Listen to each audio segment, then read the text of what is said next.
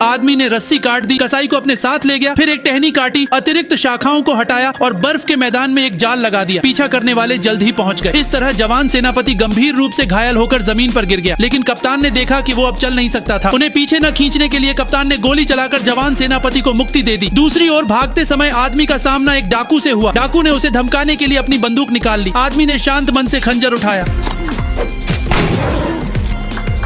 फिर आदमी ने खड़े शरीर को अपने साथ लिया। फिर आदमी एक बारूदी सुरंग के मैदान में पहुंचा, घोड़े को घास के ढेर में छुपाया और एक टेबल के पास जाकर वहां छिप गया। इसी दौरान बारूदी सुरंग के मैदान के मालिक को घोड़ा दिखाई दिया। उसे लगा कि आदमी एक चोर है, तो उसने उसे तुरंत घेर लिया और बेहोश कर दिया। जब आदमी को होश आया तो वो तंबू में बंधा हुआ था। आदमी ने देखा कि सामने वाला बहुत चालाक नहीं था। उसे संदेह हुआ। उसने उसे उकसाना शुरू किया।